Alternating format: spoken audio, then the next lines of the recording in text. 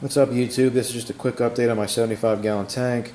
I'm running a mixture of South American and African cichlids. I wanted to show you two things. One is an improvement that I made in filtration on top, which was went to two Fluval 110 filters. Used to have just one here on the left side, and then I had a Fluval 70 on the right, and I replaced that. So now we have two Fluval 110s up top for a combined 1,000 gallons an hour of filtration. In another video I'll show you what type of medium we're actually running in those two. It's not quite standard. And then the main thing I wanted to show you was this right here, which is a Cobalt Aquatics EXT canister filter. I just set this up about a day ago, and I wanted to give you my thoughts on it. I'll show you the pump setup for it here, which I am running inside the tank. Now there's the pump, and then also the return there, right next to each other. I made the hoses as short as I could. I'm running sand as a substrate, and I wanted to keep it as far off the bed as I could. Hoses are running down the back side here.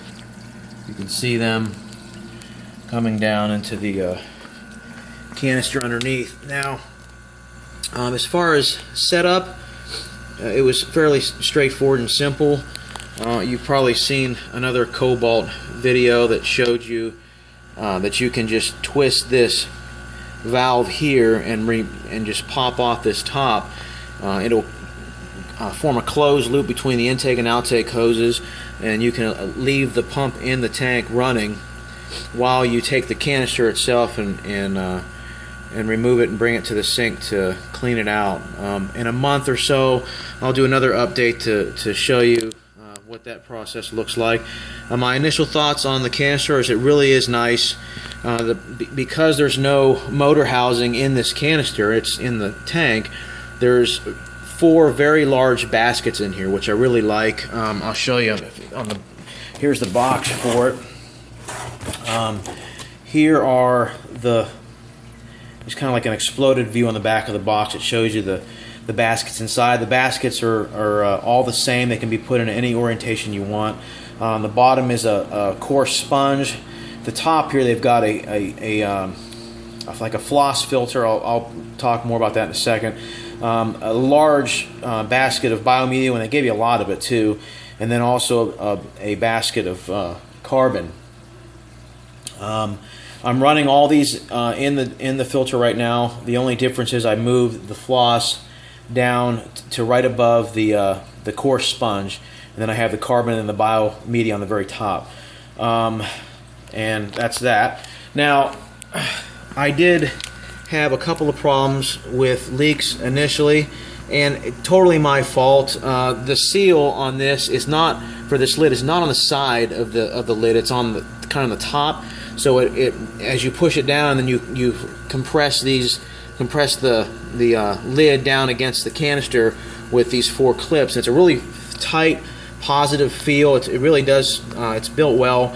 But I had a piece of that floss, that filter floss, that they have it packed when you buy it, when you pull it out of the box, at the very top of the filter, and just like they show in the picture here.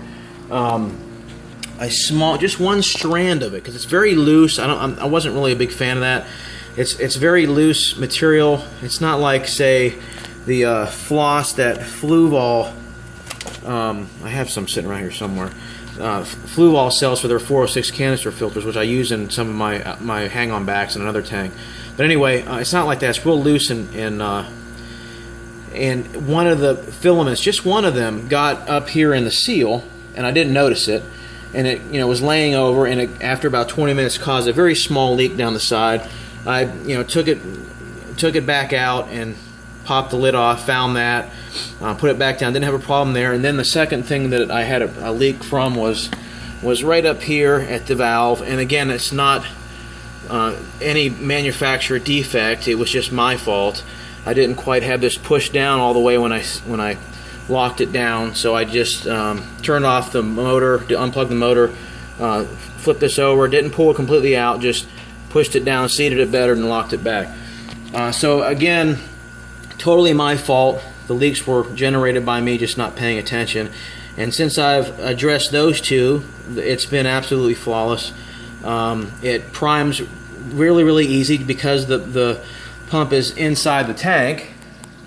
There's no outside priming to be done. Just plug it in.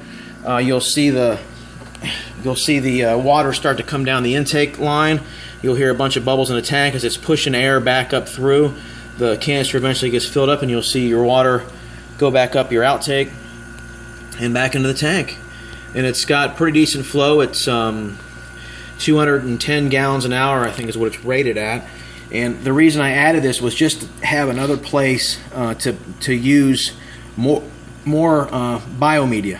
So eventually, once the carbon runs out in this one of these baskets that it's in a couple of months, I'll take that carbon out and I won't replace it with carbon. I'll just go buy some more biomedia. So I have 2 baskets of biomedia in this, and then the sponge and the filter floss, and that'll be all I'll have in this filter. And that's all I really wanted it for, was just for the more biomedia. So I'm liking it so far. I didn't see a whole lot of videos on YouTube at all from actual users of this thing. I might not have seen any, actually. So I thought YouTube could use one. So far, my impressions of it are, it really is nice. It's very well built, simple to put together, very quiet. I can't hear that pump run at all, and the pump only uses 9 watts per hour electricity, which is very low. My Fluval 110s are running, I believe, 28 watts a piece in those motors, so it really is a big difference. And the water, I mean, I didn't have a problem with water clarity before, but you see my water clarity really is good, and that's, if you look at one of my earlier videos, I'll show you in there one of the reasons why that is, a different product that I use. But you know, with these 3 filters combined, I'm going to be able to slightly overstock this tank like I envisioned in the beginning, and not have to worry about any issues with water. As far as water quality goes, I won't have to worry about that. My ammonia levels in this tank are non-existent right now. I think the live plants do help that as well. The cichlids don't seem to mind them. They don't tear them up. I've got in the back of the whole tank is just rows of plants, and I think they really do add to the biofilter that I've got established in here. You know, we've got some sandstone and some driftwood that I've added. And the fish really seem to love having the sand. I've thought about going to crushed coral in this tank, or crushed coral, but the fish really seem to like the sand and love to play in it, so I might not change that. There's one of my favorite guys there, that gray convict. I've also got a red devil in here, so I've got 4 South American fish in here. There's one more convict right here, this albino one. You saw the gray one, the big guy right here. I also have a small one that's basically his same color scheme running around here somewhere. And then I've got, oh, there he is right there. Right there. And I also have a red devil, which he's hiding. Usually he hides under the driftwood. And there he is. You can see him down there hiding. He's another big guy too. Anyway, just wanted to show you a video of my thoughts on that Cobalt. I think they make a really quality product from what I could tell so far. It really is nice, very well built, easy to set up, like I said.